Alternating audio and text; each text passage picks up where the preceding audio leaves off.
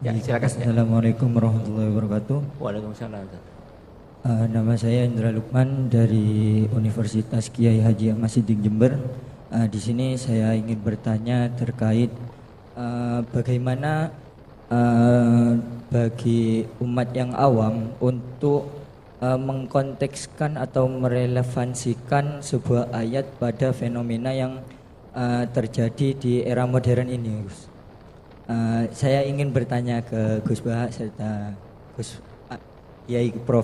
Quraisy Shihab, yang dimana fenomena ini yang saya kaji terkait fenomena Down Syndrome, yang dimana Down Syndrome ini merupakan sebuah kondisi ketika kita berada di depan orang lain itu kita merasa baik-baik saja, namun sebenarnya kita itu dalam tekanan batin yang sangat luar biasa. Nah juga saya menemukan ayat yang dimana terdapat pada Quran surah Al-Baqarah ayat 42, yaitu wala talbisul haqqa bil batili wa taqtumul haqqa wa antum ta'lamun, yang dimana janganlah kamu campur adukkan kebenaran dengan kebatilan dan jangan pula kamu sembunyikan kebenaran sedangkan kamu mengetahui. Bisa dibantu mikrofonnya agak jauh sedikit karena kami nggak dengar. Ya, jangan terlalu dekat ya. Ya. Oke. Ya. Jadi bagaimana kita cara mengontekskan ayat Al-Quran dengan fenomena yang terjadi di era modern ini, Gus? Mungkin itu saja. Kontekstualisasi, baik. Kita cara kontekstualisasi ayat Al-Quran gitu ya. Oke. Dalam sebuah permasalahan. Ya. Baik, terima kasih. Pertanyaan satu lagi, Ibu. Ya, sana ya. Singkat padat, mohon menyebut nama ya. Ya. Assalamualaikum warahmatullahi wabarakatuh. Waalaikumsalam. Nama saya Esti Wahyuni. Saya dari Lombok. Udah ya. Saya dari Lombok, Gus. Ini pertanyaan untuk Gus Baha. Gus, saya sekitar 3 bulan yang lalu saya pergi menghadiri akad nikah di bawah kaki Gunung Rinjani. Di sana orang tua mempelai perempuan tidak mengizinkan anaknya untuk tidak akad dengan cara Rasulullah. Baik akadnya, baik bahasanya, baik caranya, semua dipisah. Tapi karena mempelai laki-laki tidak mengerti, akhirnya sampai sore diajarkan, lalu diajarkan dengan baik, akhirnya ditunda karena tidak sesuai dengan tata cara Rasulullah dulu. Itu namanya desanya Sembelia kalau nggak salah. Jadi kami pulang dengan akhirnya batal acara itu. Itu yang pertama, Gus. Ini untuk Profesor Tuan Guru Tuan Guru Quraisy Shihab. Saya sungguh penggemar berat sampean, Prof. Untuk Prof. Quraisy Shihab, apa yang sebaiknya dalam rumah tangga? Apakah tetap bertahan dalam pernikahan atau tetap bertahan dengan kesabaran, dengan harapan bahwa suatu hari suami akan menjadi lebih baik atau tidak begitu? Tetapi apakah bertahan dan tidak itu, maksud saya bertahan sampai mencapai titik lelah atau bertahan dengan penuh harapan tentang perubahan itu. Ini terakhir untuk Gus Baha. Ayah saya 76 tahun, Gus. Dia penggemar berat Gus Baha juga. Sebaiknya mungkin kalau di YouTube jangan terlalu banyak bahasa Jawa karena bapak saya itu penonton terus setiap saat. Meski adik saya lulusan Al-Azhar Kairo Mesir, dia juga menerjemahkan apa yang Gus Baha bilang. Tetapi ayah saya bilang kurang lucu dibanding dengan jadi mungkin sebaiknya dikurangi bahasa Jawanya. Jadi kami yang dari luar Jawa ini, ayah saya terutama bisa ikut ngaji. Terima kasih. Waalaikumsalam warahmatullahi wabarakatuh. Baik, terima kasih. Pertanyaan untuk Gus Bah dan Prof. Quraisy, kontekstualisasi ayat Al-Quran. Kemudian yang untuk Gus Bah ini terkait dengan pernikahan tadi, bertahan atau seperti apa. Kemudian yang untuk Gus Bah lagi ya, jadi saran. Ya. Baik, mohon dipersilakan Gus Bah. Ya. Ya, nanti. Bismillahirrahmanirrahim. Tadi siapa? Mbak Esti siapa? Esti Wahyun. Lombok ya? Oh, iya. Jadi begini, kalau nikah itu tidak harus memaksakan persis seperti yang dipraktikkan Rasulullah SAW. Itu harus diberi pembelajaran. Dulu itu ada sahabat namanya Abdurrahman bin Auf. Itu lapor ke Nabi ya setelah nikah. Beberapa sahabat juga menikahi perempuan yang di luar panduan Nabi. Jadi Jabir itu anaknya Abdullah, punya saudara putri banyak. Dia tahu kalau panduannya Nabi itu halla bikron tola ibu hawa tola ibu. Ya kalau kamu nikah bisa mungkin tuh yang perawan. Karena perawan itu masih lucu. Kalau sudah mama kan wah garang misalnya. misalnya. Tola ibu hawa itu bisa lucu, bisa mula abah. Kalau mama diajak mula abah kan mintanya mahal-mahal. Kalau masih perawan mungkin galon 10.000 sudah cukup gitu. Dan Nabi memang ngendikan halla bikron tola ibu wa tola ibak. Terus sampai ngendikan fainal jariyah ardolil yasir. Karena kalau fainal bikro itu ardolil yasir. Kalau masih perawan itu sedikit-sedikit harta sudah cukup itu. Kalau sudah mak-mak kayaknya alhamdulillah tidak cukup. Tapi tidak cukup itu juga bagus. Ini bukan menghina mak-mak, justru bagus. Uang kebutuhannya banyak dikasih sedikit, memang harus dikomplain itu, memang harus di. Nah begini. Ternyata Jabir ini menikahi janda. Ketika nikahi janda, Nabi tanya, kenapa engkau nikahi janda? Panduan saya itu perawan. Saya punya saudari, putri-putri banyak.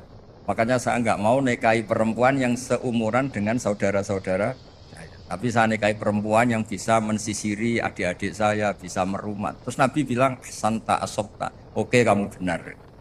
Itu bukti bahwa di hal-hal sosial itu yang digenai Nabi itu bisa dinego, bisa dinego. Jadi beberapa sahabat juga nikah, nggak dihadiri Nabi, bahkan Nabi taunya terlambat. Ada sahabat matur, loh kamu kok tersenyum-senyum kenapa? Habis nikah ya Nabi. Terus, kam sukta ilaiha, kamu ngasih mahar berapa? Wasna nawatin min dahabin, ini sekitar gini. Terus Nabi ngendikan, aulim walau bisatin, ya kamu harus ada pesta-pesta kecil lah supaya teman-teman kamu tahu. Jadi selalu ada ketidaksempurnaan dalam nikah, yang penting itu sah. Itu harus dilatih berkali-kali. Karena kalau nggak dilatih itu dikira syarat-syarat ideal atau kesunatan dikira itu syarat apa? Sah. Misalnya a'linu hadar nikah wadribuhu biduf waf'aluhu fil masjid. Nikah itu harus dimaklumatkan, lakukan di masjid dan pakai terbang. Itu sahabat tahu semua, ulama tahu semua. Beberapa itu tidak syarat sah, tapi cukup sebaiknya begini, sebaiknya gini. Dan itu banyak sahabat yang zaman itu pun nggak nikah di masjid, juga nggak pakai terbang. Nah, itu ranahnya ulama, itu namanya istihad. Orang bisa, kalau dalam bahasa usul fikih namanya tangkikul manat. Apa yang dilakukan Nabi kita seleksi, ini hukum, apa adat, apa kebutuhan, apa kasuistik. Yang dicontohkan Pak Kores tadi, ada orang kasuistik tadi kayak Abu Sufyan itu rojulun misik. Hidun itu istrinya.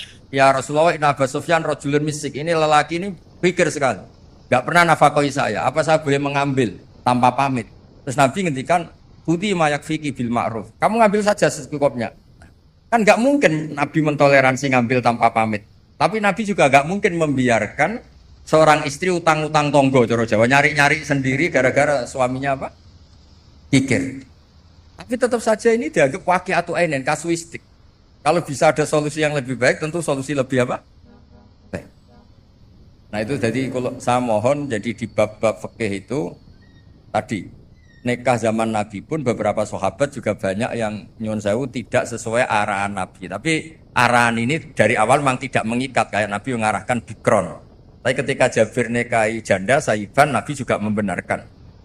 Jadi banyaklah cerita-cerita seperti itu. Ada sahabat yang milih sering sowan Nabi karena cinta, ada yang milih enggak karena takut ganggu Nabi. Makanya ada sahabat ditanya, bagaimana wajah Rasulullah SAW? Dia menangis sekeras-kerasnya. Saya tidak pernah melihat. Loh, Anda kan sahabat sering datang ke masjid Nabi. Haibatan lahu wa ijlatan lahu. Saya melihat beliau itu hormat sekali sehingga saya tidak berani menatap wajah beliau. Ada yang saking seringnya Nabi melihat Nabi terus. Itu kan wilayah-wilayah sosial. Nah, jangan-jangan yang kayak saya Pak Kures yang longgar di fikih itu karena nganggep Nabi itu mudah. Di bab-bab sosial itu mudah. Sampai sahabat itu ada yang nggak pernah tanya Nabi, kenapa kamu nggak tanya? Paling jawabnya if'al wala harat. Jadi maka ada karangan kitab itu if'al wala harat, lakukan tidak ada masalah karena Nabi sering ditanya jawabnya if'al wala haraj.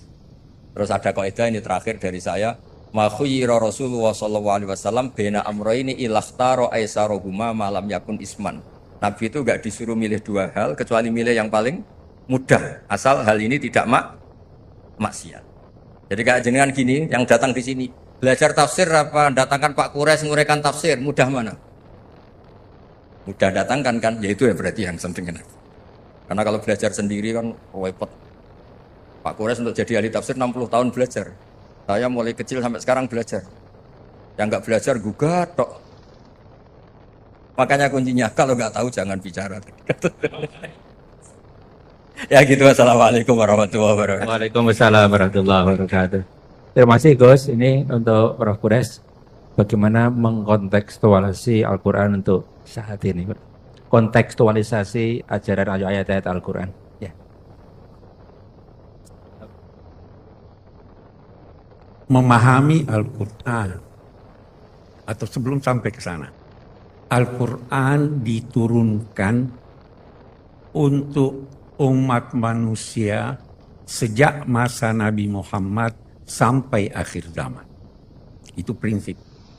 Yang kedua, Al-Quran karena diturunkan Allah untuk seluruh manusia sampai akhir zaman, maka pasti kandungannya dan dituntut oleh ulama untuk memahaminya yang sesuai dengan perkembangan masanya. Itu pasti. Adanya perkembangan masyarakat menjadikan masyarakat masa lalu sedikit atau banyak pasti berbeda dengan masyarakat kita. Dan karena itu penafsiran masa lalu tidak mutlak harus kita pegang. Kita perlu untuk memberi pemahaman baru terhadap ayat-ayat Al-Quran, tetapi dengan syarat yang memberi pemahaman baru itu adalah mereka yang memenuhi syarat-syarat penafsiran. Orang yang kayak Gus Baha ini bolehlah, ya toh?